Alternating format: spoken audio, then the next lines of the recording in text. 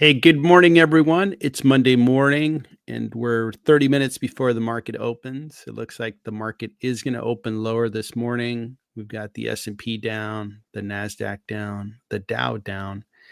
No big deal. I imagine some investors are cashing out some really good gains. It's been a really good market in 2025, one that's opened up opportunities for investors that were paying attention, doing their analysis and buying at the right time. And now the market might be giving up some of those gains, but we'll see. We'll see how extensive this sell-off is this week and maybe for the remainder of September leading into October. So this live stream is going to look at some stocks, and we've got a couple that look interesting this morning. And I'm going to handle the fundamental analysis of stocks, looking at their intrinsic value, seeing if it's a good time potentially to buy based on discounts and based on the pricing of stocks. And my colleague, Daryl, he comes in after or before, depending on who starts with a particular company. And he looks at the charts, looking at what are investors doing with that stock. Are they buying it up, selling it off? Is it a good or bad time based on the charts to consider a stock? So you get two different perspectives that I think would really help an investor evaluate a business, maybe either a business that you already own, maybe just keeping an eye on it, doing your due diligence on it, as well as maybe a stock that you're looking to buy, or maybe you'll get an idea out of this live stream of stocks that you should follow. So let me see how Daryl's doing. How you doing, Daryl, this morning? Yeah, I'm doing pretty well this morning, Victor. Good to see you. Good morning, good afternoon, everyone. Yeah, it's great to be with you. And I thought last week's streams, I really like how we're going about this. I think we're covering stocks. If anything, I'm not only on the stream as a participant, but when I listen to your analysis, I really do get a lot out of it. I'm hoping that people feel the way that I'm feeling, which is, hey, we're getting deep into these stocks and revealing if these stocks are a good investment at this time, or maybe, hey, not so good. But we'll get into it. We've already got a lot of comments coming in, which is great. We've got people joining the stream. Welcome, everybody. We got Blocks for Fun. He'd like to look at Disney, which is fine. Disney is continuing to get more interesting, by the way. I would say a year and a half ago, was like, can't touch it, but it's doing a lot better. So Disney's on the list. The other stocks that we want to look at this morning are Pfizer. They're going to acquire a company. They're going to acquire symbol MTSR. And then I had a member request that wanted to look at a couple small businesses, KALA,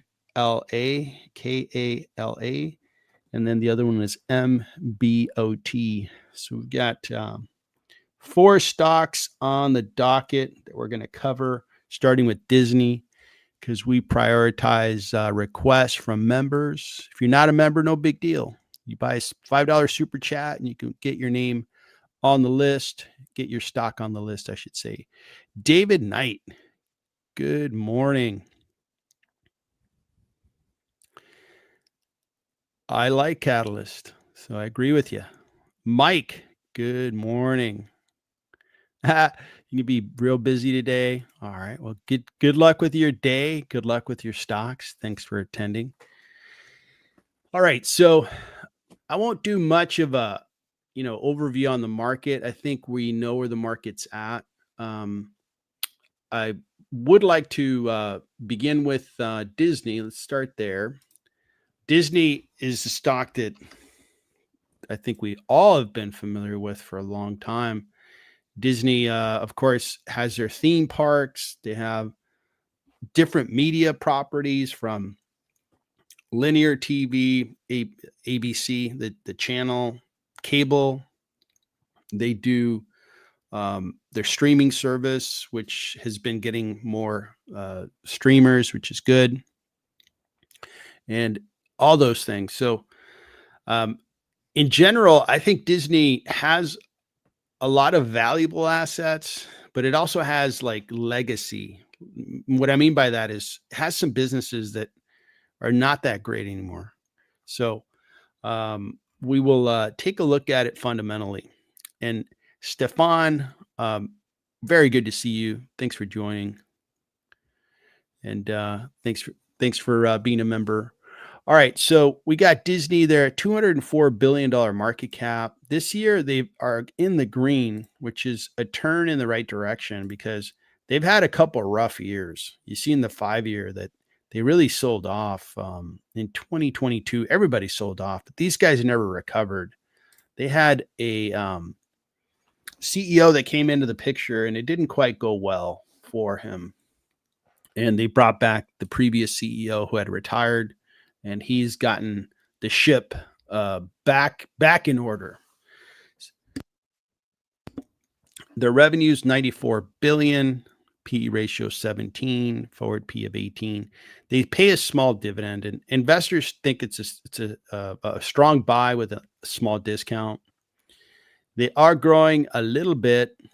It is encouraging to see them grow, but it's not real incredible growth. It's just, beating inflation just by a little bit, which is not exciting.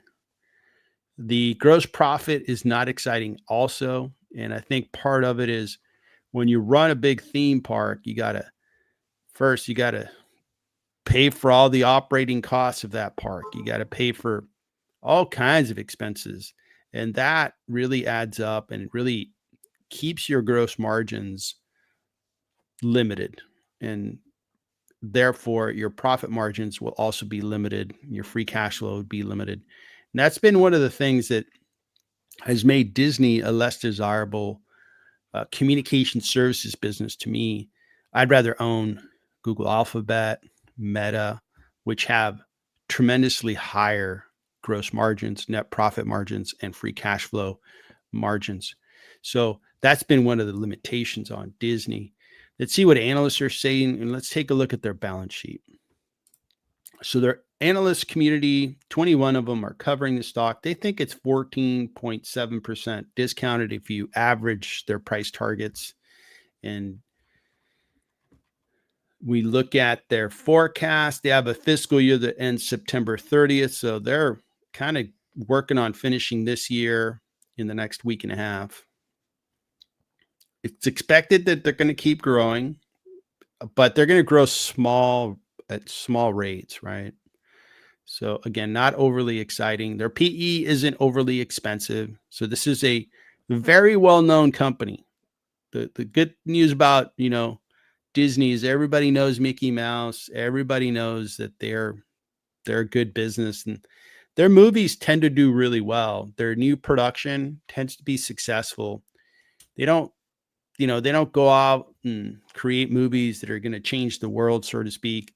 They kind of latch on to a particular genre and just really stick to it. A lot of kids movies tend to be a lot of sequels, which kind of get a little old if you're a fan, but Disney's into making money, not necessarily being the best artist out there.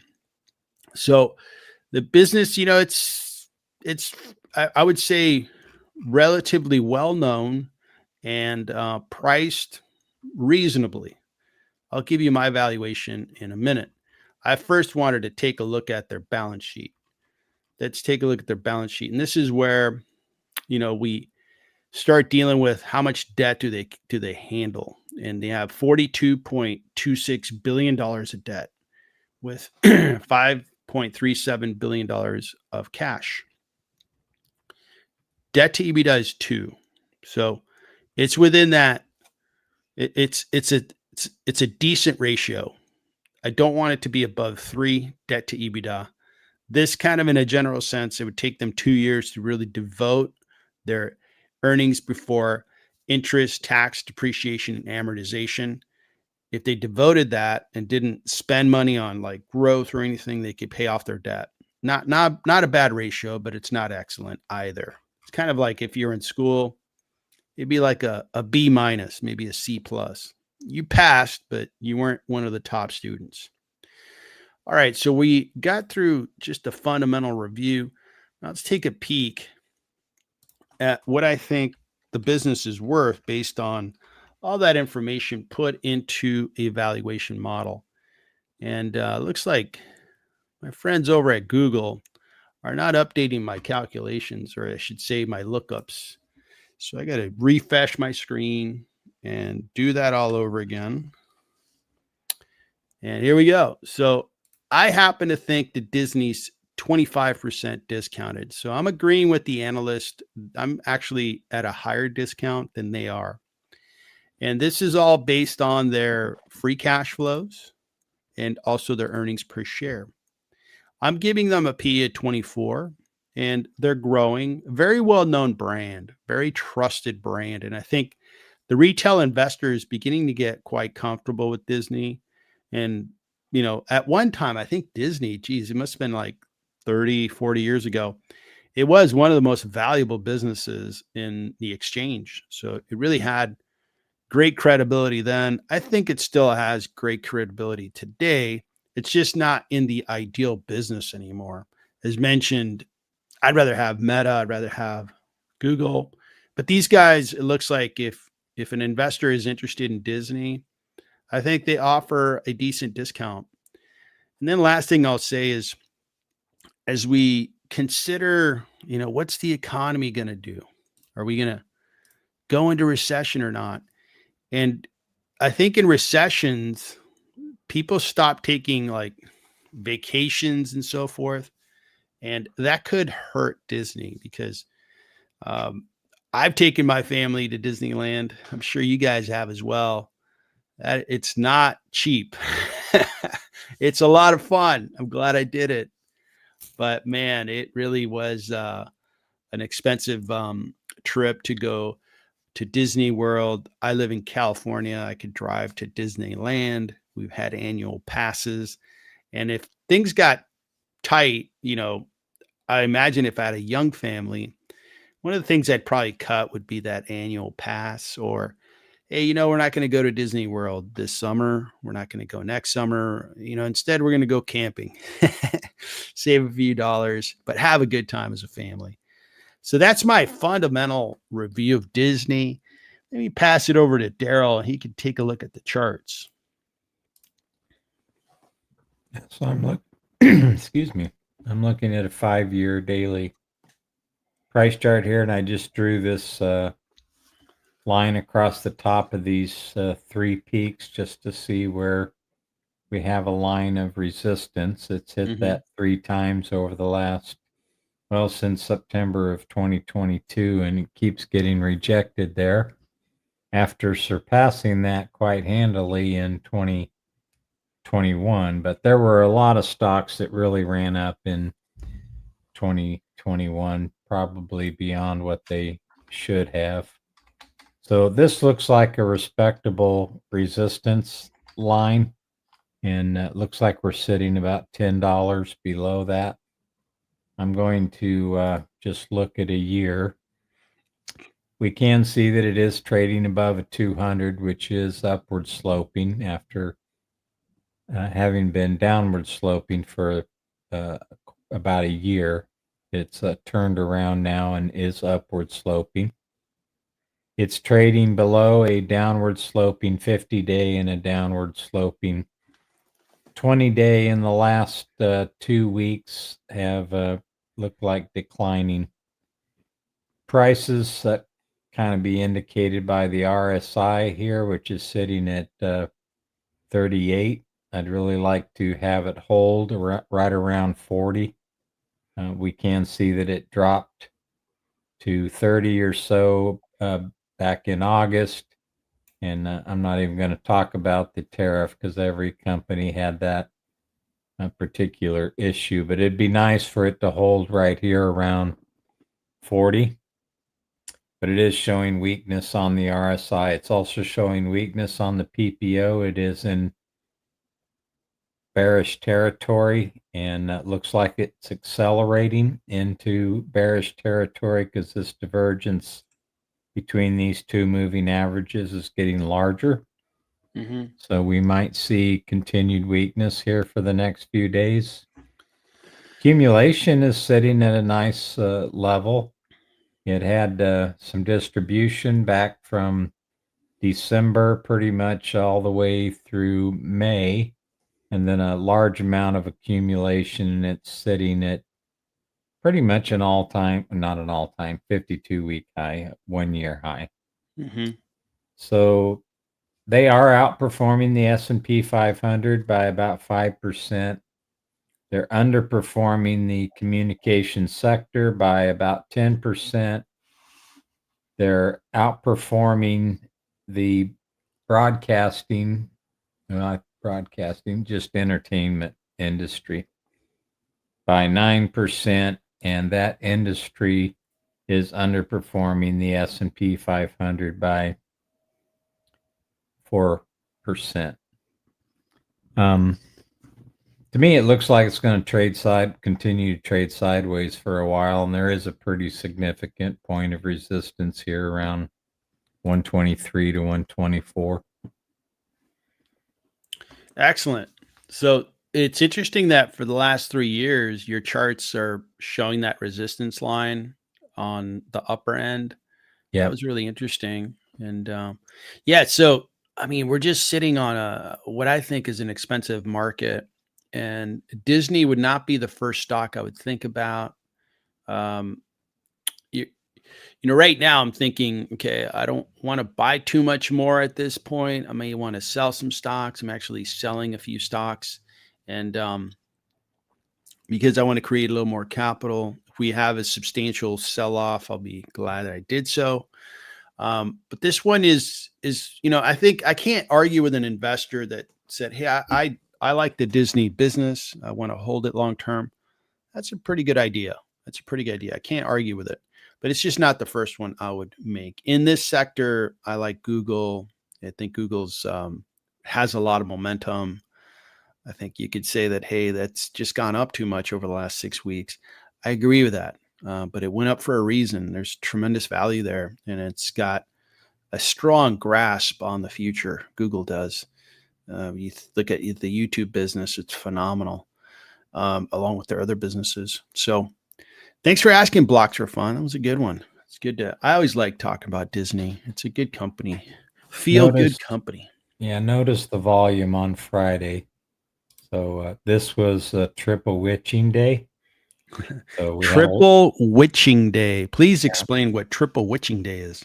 so when we look at futures, we're looking at a contract typically in the next quarter. So the futures contract for the S&P expired on Friday. Mm-hmm. And then you have daily options expiring probably for Disney. And you also had weekly, and well, it could have been a quad witching day because you'd had weekly expirations expiring and monthly expiration Got options it. Okay. expiring. So when all of that happens, you'll notice just about in every quarter on that third week, you'll see way above average volume. And that was definitely the case here. And one other thing I'll point out is typically the 3 days following monthly options expiration is typically your weakest period of any given month. Mm-hmm. So we saw a downturn on Friday. This doesn't surprise me because it was at least triple witching, and it may have been quadruple witching day. Thanks. Thanks. Were you going to say something else? I think I interrupted your thought Nope. there. All Nope. right, perfect. Thanks, Daryl. Good stuff. Good stuff. And let's turn our attention over to Pfizer. Pfizer created a little bit of news. They are going to acquire a company with the name of MTSR. And MTSR is a company that is in the weight loss industry. and they are in the clinical stage of their particular drug and their treatment for obesity. And Pfizer's known for this. They acquire businesses a little early. They like to acquire them when they're early in their whole development cycle. And the good news is that if this drug works or if this treatment works, they're going to have the patent for a long time. That's the good news. The risk is, what if the FDA says, yeah, we don't like the results, or the results are mixed, or the results are unsubstantiated, that you're actually going to help people with obesity. We think your treatment doesn't work. Then guess what? You just acquired a company that doesn't have much value. Looking at the actual timeline, this is off the MTSR website. They have they're in phase 2.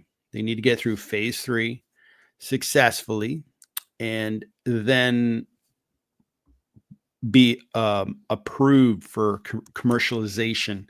And of course, it'll be compared against Novo Nordisk's, that treatment, as well as Eli Lilly.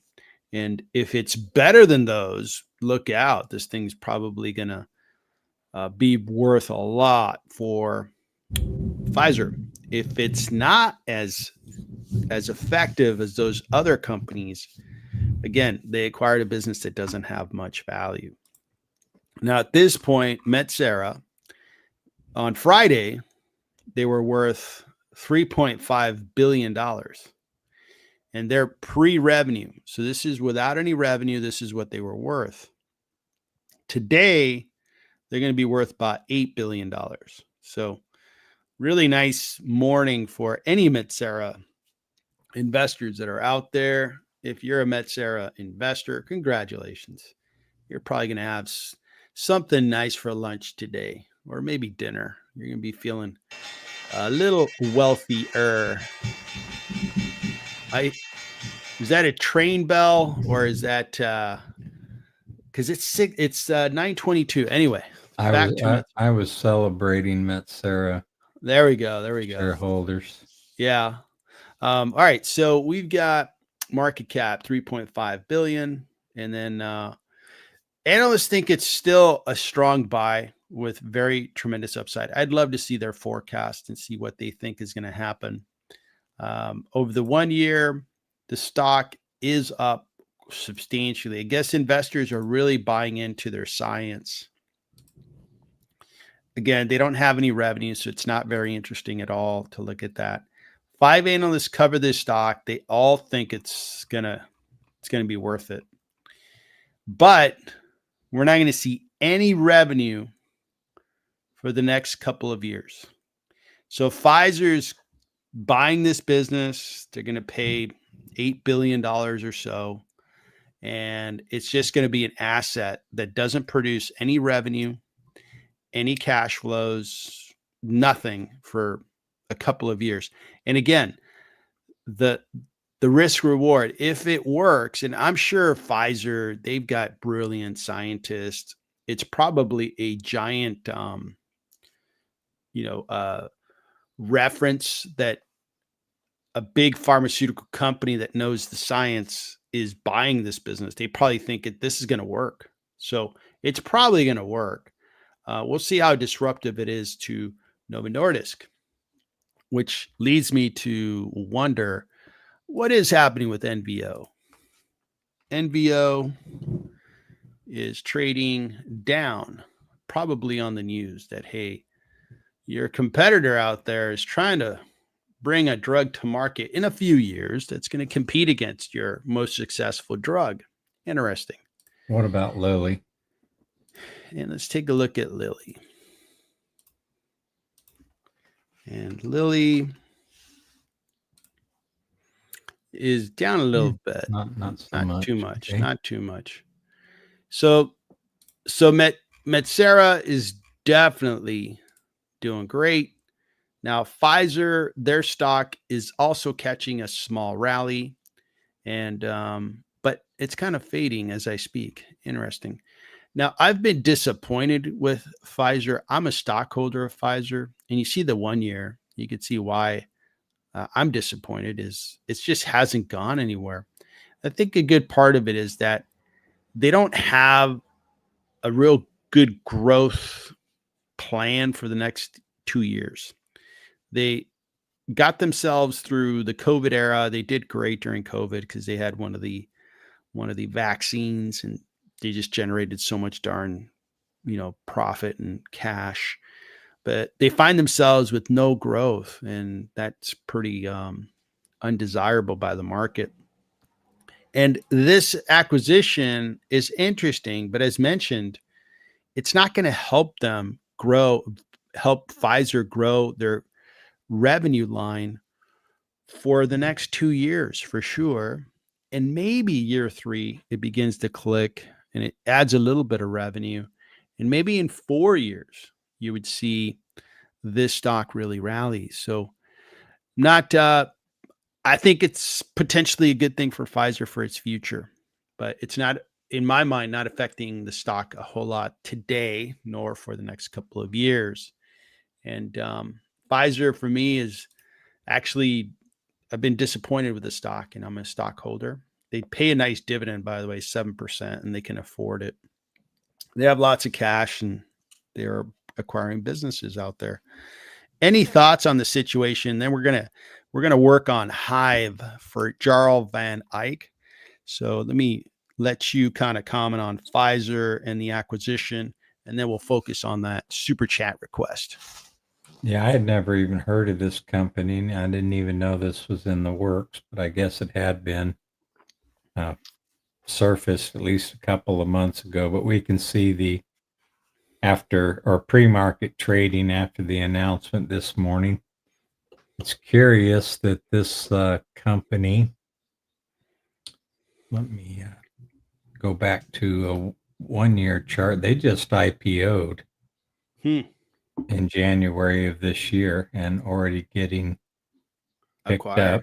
Yeah. And this was an IPO that, with the exception of the chaos around the tariffs, if we exclude that, this is one that didn't ever pull back very much. So I got to exclude all of this because that happened. I don't know if you guys can hear that storm. It is incredible outside this. I heard that loud and clear, sir. Yeah. All right. It is a big storm.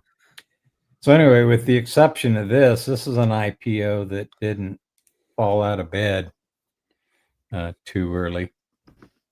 So anyway, let's take a look at Pfizer. Yeah, they've been pretty flat pretty much for the entire year, with the exception of the tariff turmoil. So this is one, if we look at my trades on it, I don't have a very good win rate, but I still managed to have a fairly good gain loss ratio, because the 5 trades that I have in a losing position have lost 732 spread over 5 trades, but I've made 768 on the 2 winning trades. So the gain loss ratio stays pretty high. And the only thing that helps me with this one is wow, this storm is insane. I don't think Mother Nature likes Pfizer. That's what I'm beginning to realize. I kind of wheel this one with options, so I'll sell puts when the price gets too low, and I'll sell calls when it gets too high. So that's contributed about 3.5%.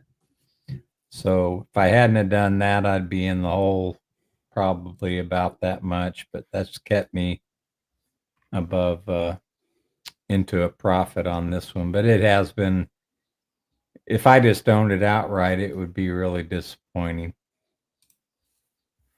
Okay. Very interesting. So thanks for covering that. We're going to turn our attention over to Hive and Jarl Van Eyck. Thanks so much for your sponsorship of a super chat. And I was right in the middle of beginning to get acquainted with Hive. They are a data center company. I think they're Their history started in Bitcoin mining, and having grown their expertise around, operating their, a data center with a lot of GPUs, because the GPUs that are used to build large language models are also used for AI build outs to build large language models. And that's something that it looks like Hive is taking the opportunity to move to the AI, market of building large language models, offering their capacity to companies that want to build those technologies. Now, this is the same thing CoreWeave has done. CoreWeave had a history of doing Bitcoin mining, and then they moved successfully to the AI space. They changed their name so they'd be kind of recognized as more of a, hey, we're a data center company focused on AI. So that makes sense that, hey, their management's doing the right thing. Let's go where the opportunity is. When we look at the stock, it's really gone places, huh? Over the 1 year, 20%, but you see, had a pretty strong sell-off. It peaked back in November 2024. It's going to be interesting to see these charts when Daryl gets a hold of them. And this year it's up 26%, not bad. Now, I kind of like that they're up nicely, but not like screaming up like 260%, because my immediate response to like stocks that go up that fast is, man, am I showing up really late to the party? Is it just going to fade after this? But at this point, the market is opened. This stock is down 6%. The market cap of this company, a small market cap. Great. Small caps have been performing so well for my portfolio for the last couple months. So I'm good with small caps. Revenue is 128 million. They are profitable. Look at this PE ratio, 11. That's really, really attractive. Analysts think it's a strong buy. All right. So let's take a closer look and see how their business has been moving. Now, I was taking a glance at their business, and keep in mind, they kind of had a switch over. Hey, previously they were a Bitcoin miner. They're moving to being a data center company with a focus around AI. And that switch over is not, it comes with a couple of, maybe a year where the financials look really weird. And so long as they successfully start their new identity, so to speak, I'll be good with it. So they had that year where they're like, oh man, we switched over, we stopped mining Bitcoin. So that revenue stream went away. And now they're beginning to really reap the reward of switching over. 41% growth in the most recent quarter after seeing their revenues really shrink when they stopped mining that Bitcoin. So that looks good. That looks good. The balance sheet's going to be really important for this business, but let's not jump ahead too much. They are profitable. They are not generating cash flow. Now that may be okay. And the reason I say that is if they're growing their business, they're buying GPUs, probably from NVIDIA, and buying all kinds of equipment to put in that data center because they've got a bunch of contracts with customers, and they're saying, hey, we're going to have all this revenue coming in. So we're having to spend a lot of capital on infrastructure. Totally understand that would be acceptable, but let's not jump ahead too much. I'm just trying to form a, hey, is that complete bad news or could it be okay? They have gross margins of 23%. I think that could improve. Back in the day, they were nice and high, but they've switched their business. Okay. And they do have some profitability. That means that's good. That's good. Okay. So the business is kind of in a trying to finish their change from one business to another. Now let's take a look at a couple of things. I'm going to look at the balance sheet first, just to see what kind of debt we're dealing with here. All right. So the debt, we're dealing with $40 million of debt. The balance sheet looks really good, much better than CoreWeave. I've been critical of CoreWeave because of their balance sheet. So cash is 58 million, and then debt is 40 million. That's very good. They probably had a lot of cash on the balance sheet from their crypto days, from having built a lot of, or mined a lot of Bitcoin. And they were sitting on probably a really nice treasury. And they were like, hey, let's move over to the AI business. Cool. We got all this Bitcoin. Let's sell it, use that capital and reinvent the company. Beautiful. I like the idea. This was going to be my biggest worry, was this line. Because if I show you CoreWeave, and we'll look at CoreWeave later, and I'll point out the things I don't like with CoreWeave. All right, now let's look at a forecast here. We have 6 analysts covering this tiny little business. And they all think, man, this is a really attractive idea. 80%. All right. Now, these guys are saying they already closed this year. Fiscal year 2025 finished March 31st. So we are already in fiscal year 2026. And man, look at this growth. 190%. Now, I'm waiting for that thunder. And if I don't hear thunder, that means the gods, the weather gods are okay with this company. And it looks okay. And next year at 41%. I mean, this is like really nice growth. Very good. Very good. Excellent. So I'm liking what I'm seeing. And their earnings per share is going to be 22 cents per share. It's going to grow 73% next year. So it looks good. So that looks terrific. Let me grab a few pieces of information. Actually, why don't I do this if you're ready for it, Daryl? Can you take a look at the charts on this stock, and then I'll start on the valuation. Okay. So I drew a couple of trend lines just to get our eyes focused on this 5-year daily price chart. And first, and let me interrupt you for just a second and just put out there, realize that they've had a change in go to market, right? They were a Bitcoin miner. Now they're going to be an AI business, right? And not at the front end, maybe toward the tail end of your review. If you can kind of reflect on that and say, how would you process that big, because that's a substantial change in the business. How would you process that? And then kind of look at the charts and say, okay, well, this is how I now interpret the charts, maybe at the tail end of your review. Yeah. Okay. So what I see here is a series of lower highs as we've moved over the past 3 years. And I do see one line here where we connected 2 lows, keeping in mind that this was the tariff low. So this may not be necessarily fair. Maybe I could actually move that line up to, one of these other lows, excluding this one, to give us somewhat of a wedge that it's facing right now. But anyway, that's just kind of a long-term view. We do have a series of lower highs as we moved over the past 3 years. They are trading above their 20-day moving average, an upward sloping 20-day.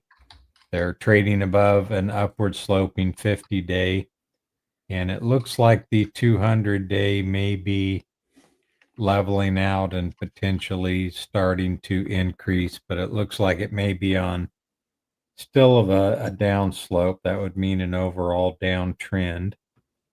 They did get overbought over the last, since the 22nd of August.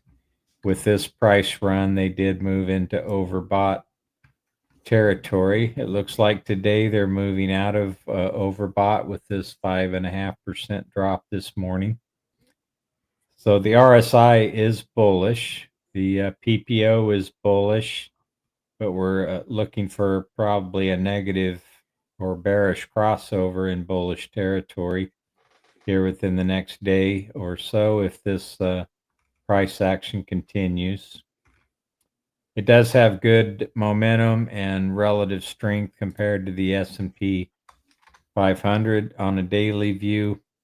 It's been under distribution pretty much since November of last year on this chart, and it did reach down to a low point on the 1st of August, and then it looks like it's resumed, but starting to weaken here a little bit. Money flow has been positive, but that's also weakening at this particular point. So going back to your question, that's to me is more of a fundamental question until I start seeing the charts reflecting how sentiment is changing based on that different strategy that this company is moving into from a Bitcoin miner to an AI player. I'd have to see what traders are doing and their sentiment. That's what the chart would tell me. There's no way I can at least with my experience with charts, to be able to predict any price points given that change in their business. That would really have to be a more of a fundamental exercise that we went through. All right, perfect. So speaking of fundamentals, literally just hit the last key and got a valuation on HIVE. So I think the business is discounted by 49%. That's what I would think it's discounted by. And keep in mind, I am discounting the business by 12%. And for maybe newer people that are valuing companies, when you buy a business, when you buy, let's say, a business that everybody knows about, and it's a lower risk, right? Let's think about Microsoft. Hey, we all know Microsoft. They're going to be around for a long time. Not a lot of risk. I might discount them by 7.5% to 8%. But when you take a bigger risk, which is the case with HIVE, I increased it to 12%.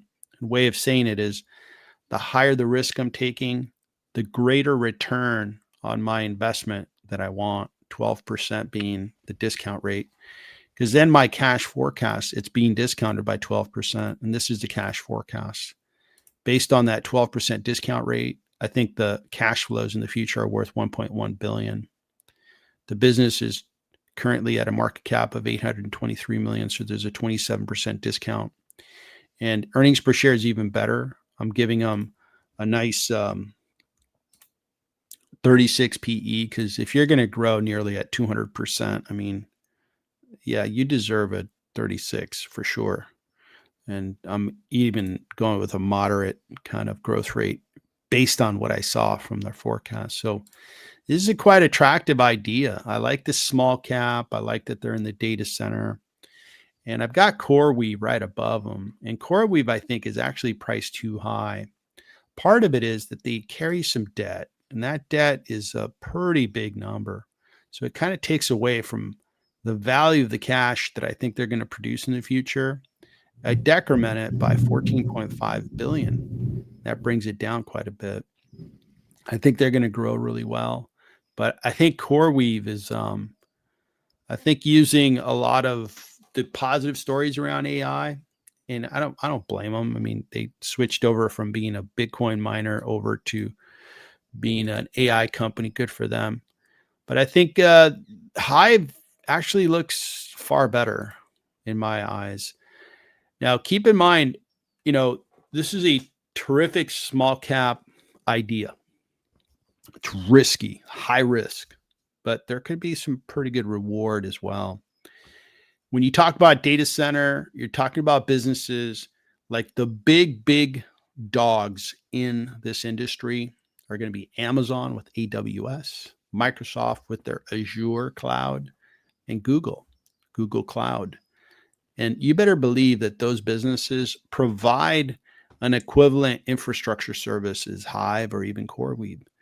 Now, Hive and CoreWeave probably can price their services more affordably because they're small. They're like, hey, you're not paying for the overhead that Amazon, Microsoft, or Google have, and we can get to market quicker with you. We can make you. It's usually analogy is Hive would go to a small business and say, you're going to be a big fish in our pond. Whereas if you go to AWS, you're going to be you're going to be like plankton size creature inside of the vast ocean that is AWS. And to some businesses, it makes a lot of sense to partner with Hive. If you're a startup, you're like, hey, we're going to go with an organization that's smaller, that I know the CEO. The CEO and I talk once a month and we talk about what I'm doing with my business and how they're going to help me be the best AI business there is out there. So I like the idea. Just be aware this is a high risk one. The value is there. The idea is a good one. The stock, I think, was selling off today. So it's wow. Look at that. I didn't hear thunder in Daryl's background, but the gods are communicating to us through the stock price here. But all kidding aside, today's a down day. And these small caps, right? When we have pullbacks and sell-offs, the small caps take the brunt of it first because investors want to move from perceived high risk to lower risk. And smaller caps are riskier, especially smaller caps that are in the AI space like this. So it is a good one. I'm glad you brought it up. And I wouldn't have looked at Hive unless you had brought it up. So I appreciate that. Good one. Thank you, sir. I appreciate the sponsorship on the Super Chat. Consider being a member. I think it'd be good to see you often, and you can you can nominate stocks on live streams and be part of your membership. But I really thank you for joining and for the Super Chat. All right. So Ben 10, good to see you. You sold Pfizer years ago. Interesting. What's the market doing right now? Well, we're still down. The Dow is down quite a bit. NASDAQ's not bad. Okay, looks good. Let me catch up on comments here. Shadow Guy. Hopefully you're having a good day. Mike, appreciate the positive comment. Hopefully your day is going well. For Algorithm, good to see you. We're going to talk a little Chewy. So Ben 10 wants to look at Chewy. Glad to. Let's take He a look actually said to disregard that, so it's up to you if you want to cover it. Oh, okay. All right. Well, I'm glad somebody's reading the comments. All right. No problem. All right. So, all right. So we're caught up there. We covered Pfizer. We covered Hive, which was really interesting. Now, there's a couple of small caps that a member wanted me to cover. Let's start with MBOT. And these are, I've never looked at these stocks. So we're going to look at these together. MBOT is Microbial Medical Inc. And these guys do medical device company that focuses on transforming endovascular procedures through advanced robotic technology. The company offers Liberty, an endovascular robotic surgical system, which allows physicians to conduct a catheter-based procedure from outside the catheterization laboratory. Very cool. Wow. Incredible what they're doing in medicine. You know, the intrusiveness of like even heart surgeries.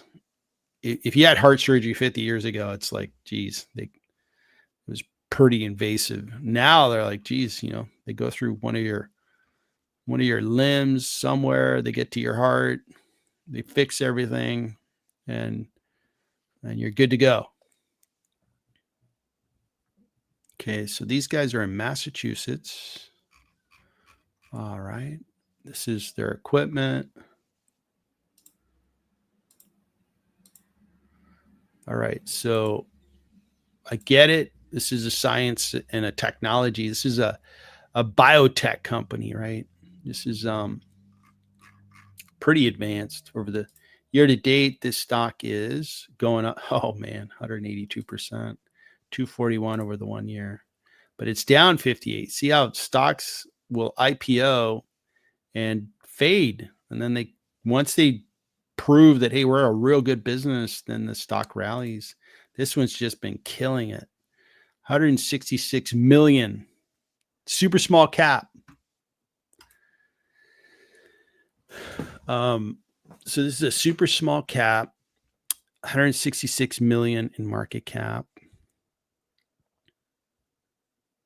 So they don't have any revenue yet. So I guess they're getting close to going to, so they don't have any revenue. This is pre-revenue, and they're getting close to being in the commercial stage of their product. Let's see if we have analysts putting a forecast out there. We have 3 analysts, and they're forecasting that they're going to begin to sell this product in this year and a little more next year. So they're going into the commercial stage of their product. So this looks interesting. That's why the stock's just really gone places. Now, this is a tiny company with a very interesting future.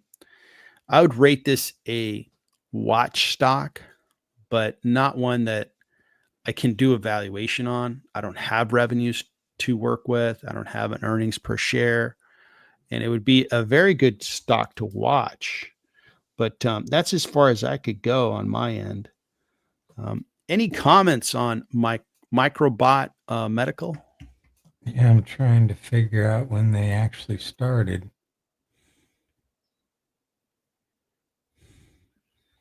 It was founded in 2010.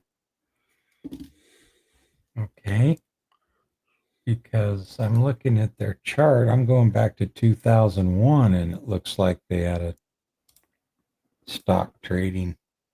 So they said they were created in 2010. I don't understand what's going on. I'm looking at weekly data and going back 25 years, and it looks like they were trading it. Those numbers almost seem unbelievable. $63,000 a share. So I don't know. I'm pretty confused at what unusual. I'm pretty confused at what I'm seeing here. But if that's the case, they've definitely had some issues along the way. They've had 1, 2, 3, 4 reverse splits. We usually see companies doing that to keep their stock price up. So let's pull back to just 1 year. And since the beginning of this year, they've been on a pretty nice run, actually. They are trading above a 200-day. The 50-day is rolling over, and it looks like they're slightly below that 50-day. They're trading at 315, and the 50-day moving average is at 319, and it is decreasing, and the 20-day is rolled over. So it looks like the momentum is to the downside at the moment. They do have an RSI sitting at 45. PPO was positive since the 23rd of July. Did have a negative crossover on 11th of September, maybe the 9th of September, and has moved into negative territory. The money flow is positive, but it looks like it spends a lot of time with negative money flow, and that would be confirmed by the prices that we've seen. really, I'd like to investigate, why I'm seeing price data all the way back to 2001, but they were created in 2010, or established in 2010. So anyway, I need a little bit more research on this one, but the chart isn't looking too bad. It's definitely on an upward rising. I'm sure the stock is pretty risky overall, but looks like it's moving up at the moment. Yeah, really interesting business. And I mean, the science has been proven. All the robots and so forth they use for surgeries, it's totally a science that's been proven. All right, moving on. So it looks like Peter joined the stream. And Peter, I put FI on the list, and we'll cover that after I cover KALA. KLAA. So Kala Bio. So we're staying in the bio area. A clinical stage biopharmaceutical company engages in the research and development, commercialization of therapies for rare and severe eye diseases. The company led product candidate include KPI 012, which is a phase 2 clinical trial for treatment of persistent corneal epithelial defects in limbal stem cell deficiency. Okay, and this is a small business. Let's take a peek at their website. Okay. So they're clinical stage. So I think they're going to be pre-revenue. And these businesses, the one thing, as an investor, this is potentially a very fertile space for investors that really know the sciences. I don't. So I have to be careful not to go too far.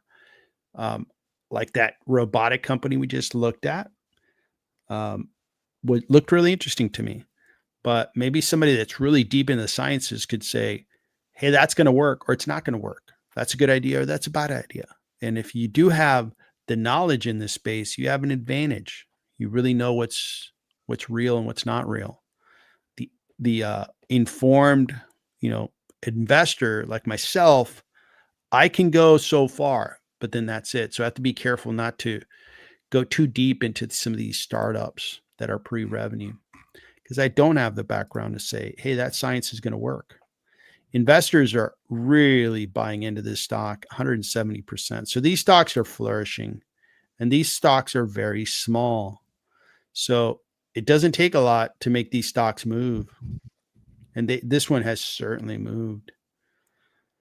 The market cap's up to 129 million. They're losing money because they just don't create any revenues yet. So there's no opportunity to make money. Let's jump right into the forecast and see. 3 analysts are covering this stock, and these analysts are really believing in this business. They think it's 76% discounted. Let's see when the revenues are supposed to come into the picture. The revenues are 3 years away. And okay, so that's not an eternity, but that's a while. And they're in the clinical stage, meaning they still have to get through FDA process, and there could be disruption to that. And if there's disruption, big losses to the stockholder. If it goes as planned, eventually this could really work for investors. This could be a big payoff. But I don't have fundamentals to work with, and I don't know the science. So this one here would be a nice watch stock as well, but it would be a pass for me because I don't know if this is going to be great or not based on a scientific kind of perspective. So I appreciate the person who asked about this was Francisco. Appreciate you asking about these stocks.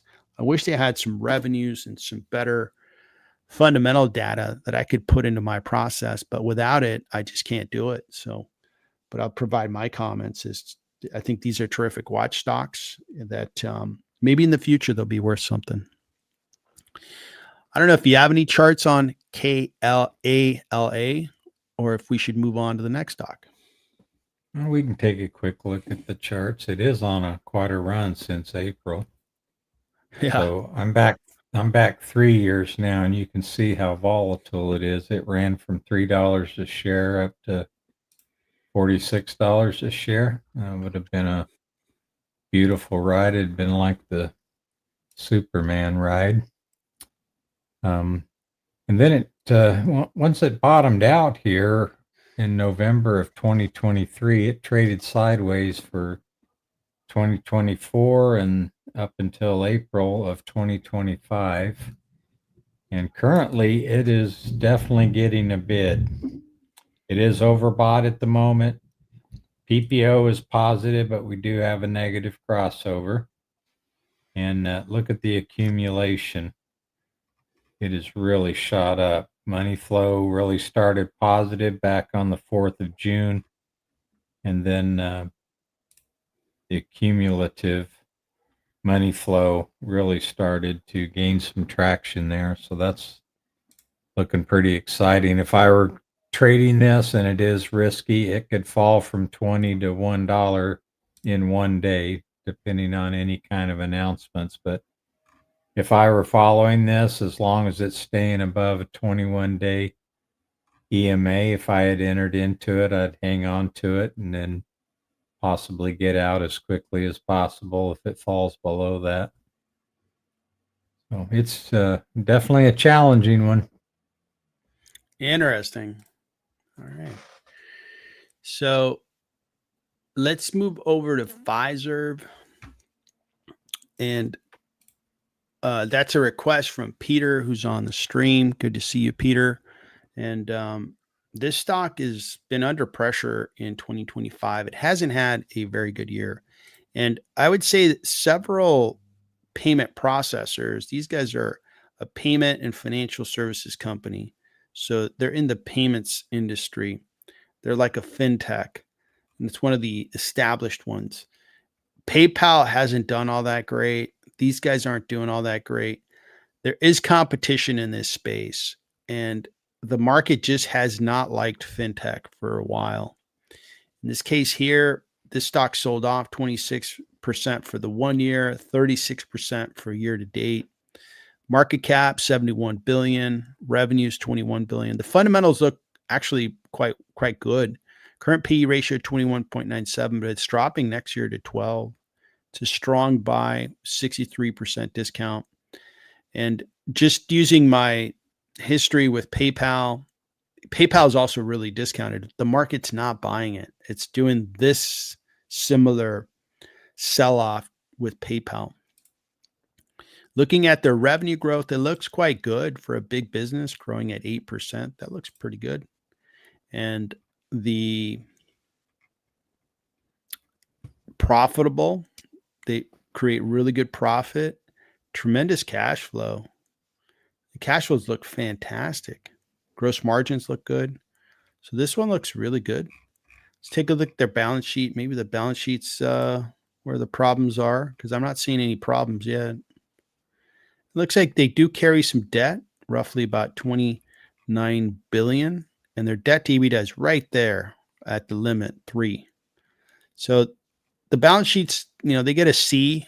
Like if you're grading a class of students, they get a C grade, passing, but not by much. Kind of like a C with a note to the student that, hey, you ought to improve your performance there. You ought to improve your balance sheet, is what I would tell Pfizer.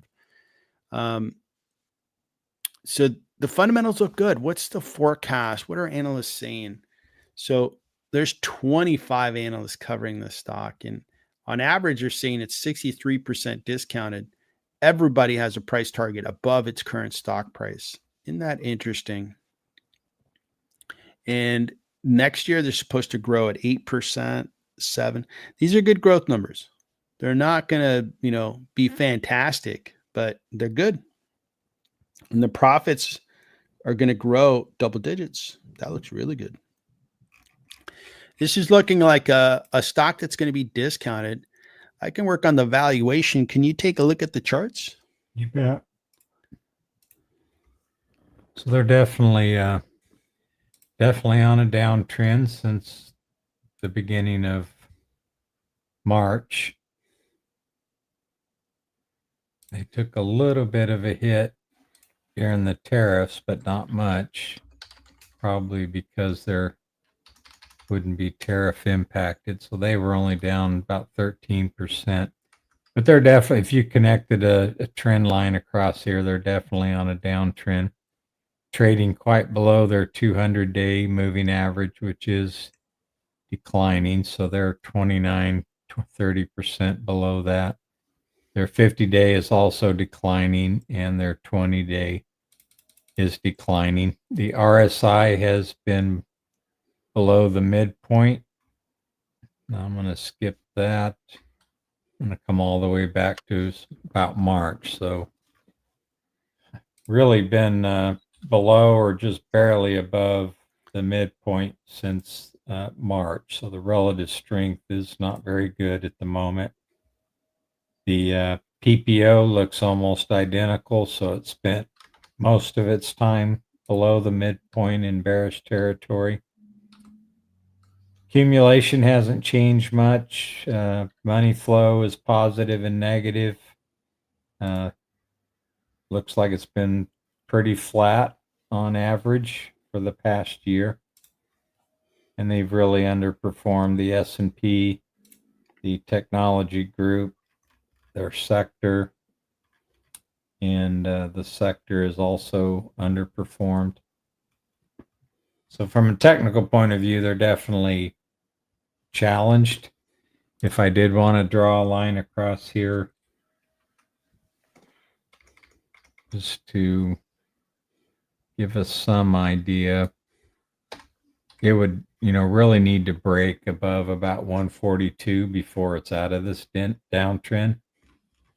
So as long as it's floundering down here or continuing to go lower, that would not be good news. I'd like to see it break above that trend line that I put there, somewhere close to there.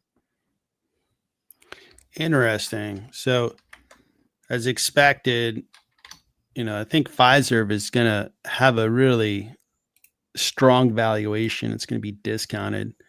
I'm actually in the middle of updating it. And, this space has not been well liked by the market. And these guys have a balance sheet that had a C score, right? So I'm going to move the discount rate to 9%. PayPal's at 8 because they have a better balance sheet.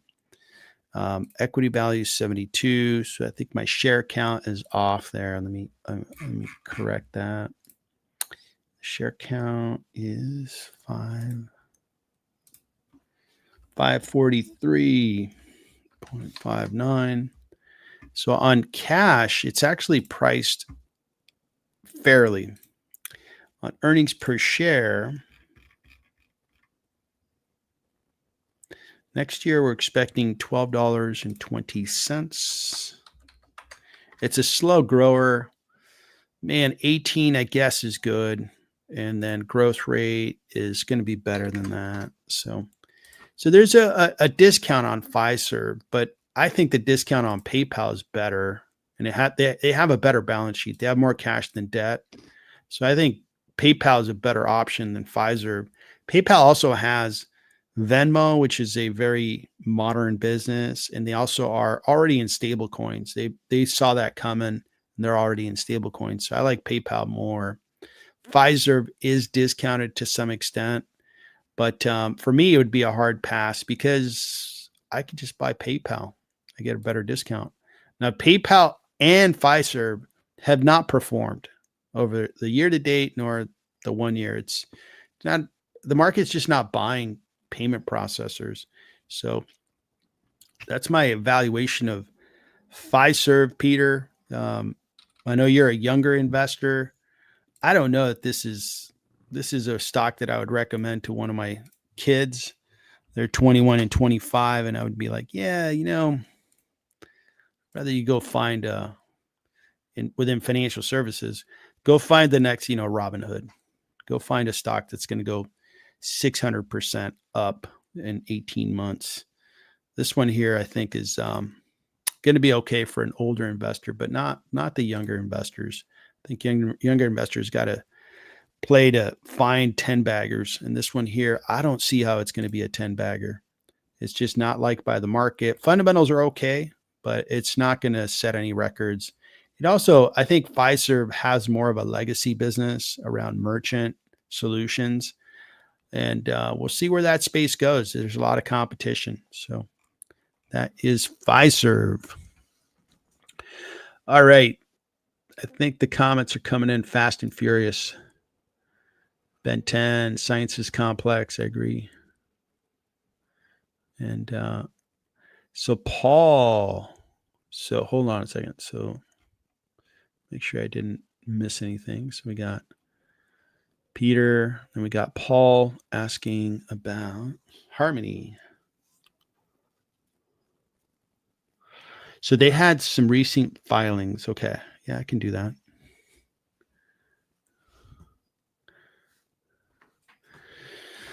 All right. So we're going to look at HRMY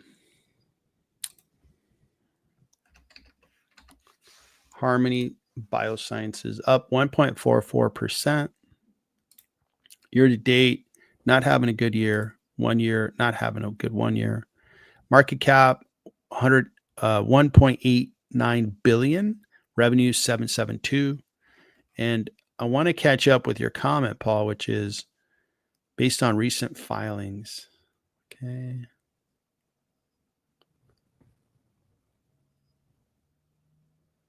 Okay, so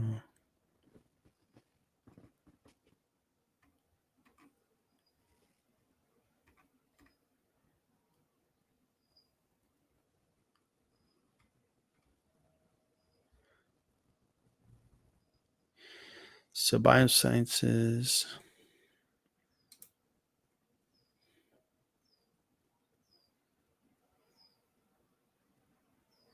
So they're developing a new drug. They're in phase 3, so they're close to going into the commercial stage of that drug. Okay. So that looks good. All right, let's take a look at their fundamentals and see what's been going on. And I will update my valuation on this. So HRMY Biosciences, they are a healthcare company. They are focused on neurological diseases. Their growth has been good historically. It's been slowing down. But look at that. The growth is still continuing. Looks good. So growth looks good. And they looks like they have drugs in the pipeline, which is good because that means that their growth is going to last. It's going to be years and years of growth for this company. Let's see if they're making money. So they have very good gross profit. Earnings per share is there. Free cash flow is there. Very good. These things look really, really good. 78% gross margins. Profit margin is 23%. These are terrific numbers. Really, really, really good numbers. So that looks good. What are the analysts saying? We got 9 analysts covering it. They're saying, man, this is an opportunity. 68% discount is what they're thinking. And let's take a look at their forecast. They think the company is going to continue to grow. That looks really good. They're going to be well over $1 billion in about a year and a half, 2 years. And earnings per share is going to continue to expand quite fast. Look at that profitability. Their PE is going to drop if the stock price stays where it's at. So that looks terrific. I can update my valuation. You want to take a look at the charts on HRMY? Sure. Thank you. They are pretty volatile. I'm looking at 5 years worth of data here. One of the first things I notice is they're trading almost the exact same price as they were 5 years ago in September and October of 2020. They have risen quite above that several times and dropped down below it many times. All this volatility would be fun to trade. Let's go just to look at 1 year. They are trading below a downward sloping 20-day. The 50-day looks to be decreasing as well as the 200-day, but it's pretty much flat. which would correspond to what I'm seeing in the price action over a 1 or 2 year period. The 5-day has turned over, so it looks like it's starting to increase, and they're up about 1.75% today. The RSI is negative, but improving, but still below the midpoint of 50. The PPO is negative.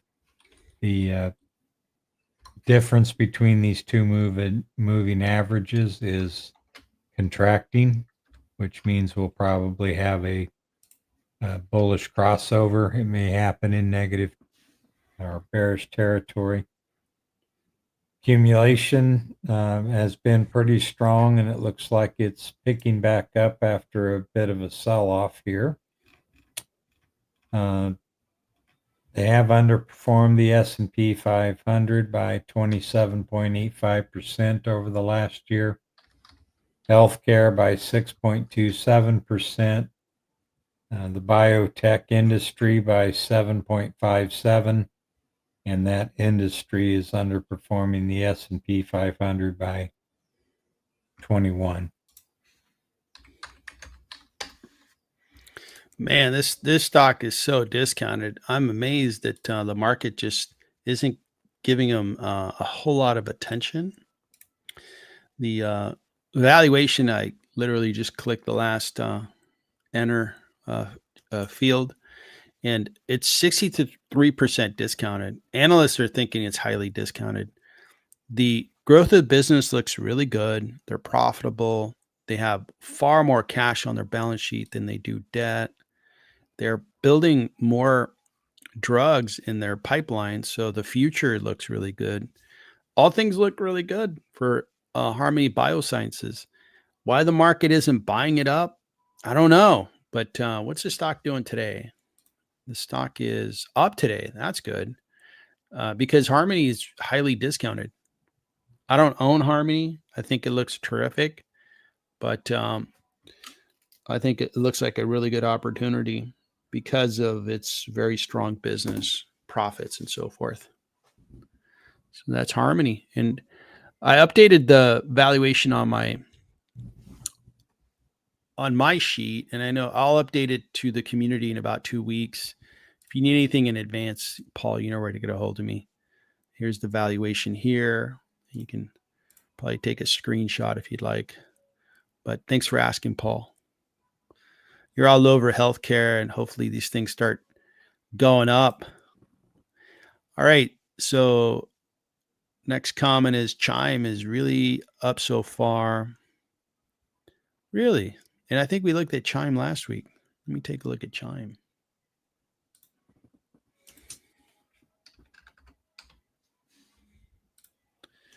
Wow. Why is Chime up so much? People like Chime. Let me take a look at the market. So what stocks are in the green today? So we got Apple up. They launched their new phone. And we've got a little rally here. This looks like the infrastructure around semiconductor. Uber's up nicely. IBM's up. It looks like semiconductor is up. AMD, Micron. Tesla's up. Walmart's up. A couple of healthcare stocks are catching a bid. Looks like Pfizer's having a good day. Guess that acquisition did make investors take a look at Pfizer. But there are some red stocks as well. It's not, I think the market overall is pretty flat. Look at that. The S&P is flat. NASDAQ is flat. All right. Well, it's a Monday morning. The market's a little groggy. Maybe it had too nice of a weekend and trying to get itself going. So Chime is up within the financial space. Credit services are up. Here's Visa, MasterCard. Interesting. Yeah. And Chime is a small cap in relation to like Visa. I mean, Visa's gigantic. So good to see that. And we analyzed Chime last week. Muhammad, good to see you. And I'll take a look at Peter. I'll take a look at XTB on my off time. And I did look at the company we talked about on the member call, and I provided it on the Discord. So take a look at that. I think the ticker was QRS that I looked at. All right. So from here, are there any stocks that you had in mind to take a look at, Daryl? I don't have any today. Okay. Let's look at the market, and then we'll kind of wrap things up. So this week is not a lot of big news unless I'm missing something. We're going to see Costco announce their earnings on Thursday. And Daryl and I plan to do a watch party for Costco earnings on the afternoon of Thursday. So tune in if you'd like to see that. But the market, I mean, it'd just be a guess on my part, but I wouldn't be surprised if we sell off a little bit this week. It's just we've been on a really nice upward trend for a while, and some of these stocks are getting really priced quite a bit high. Let me change this to the year to date. This is what I mean. It's like, hey, this is great. Google's up, Meta's up, Broadcom's up. I mean, these are big, big valuations, right? Well, that's great. You know, my portfolio's doing great. Look at Palantir up 138%. CrowdStrike. AbbVie's up nicely. But there's got to be an upper limit, right? There's got to be to a point where at what point do investors start to take profits? So that's why I have that sentiment that, hey, I wouldn't be surprised if we sell off a little bit this week, maybe just start a nice correction over the next 6-8 weeks. But it's just a guess. Nobody knows when the market's going to trade up or down. We just know that, hey, at this moment, this is what's going on. Apple's catching a bid, Tesla's doing well, and a couple of others are doing well today on Monday.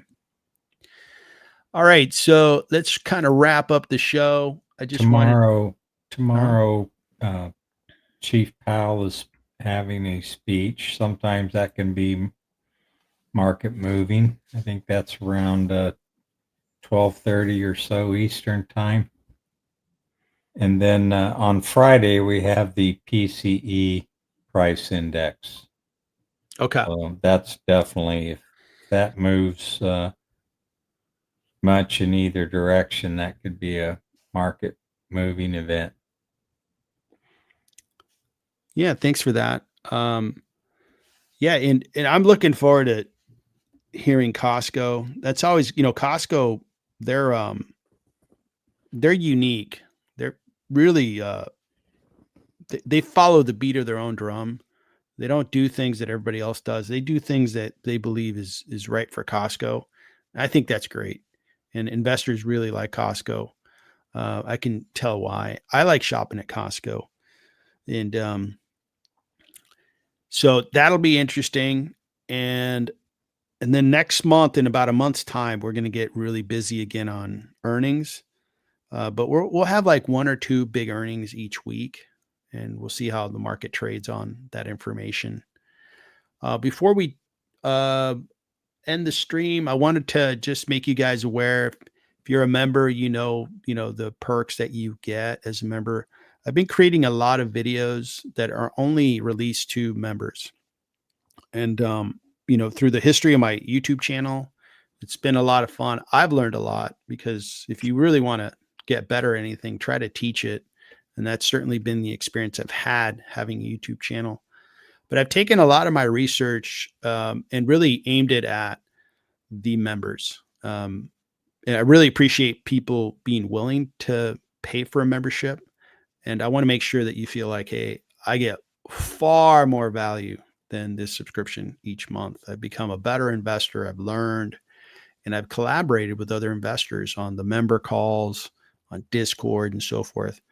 So take a look at, the member program that I have. If there's a right level for you, great. Be great to have you. I certainly enjoy the collaboration with investors that you've seen on the live stream. We're going back over a year now, and I think we're getting better and better, especially at finding small caps. So take a look. I think it'll be a place for you to learn, a place for you to get better, which in the long run will help you build your wealth. So consider it.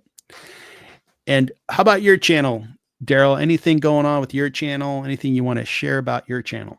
I did release a Costco earnings preview video yesterday. If anyone's interested in Costco, you might find that interesting.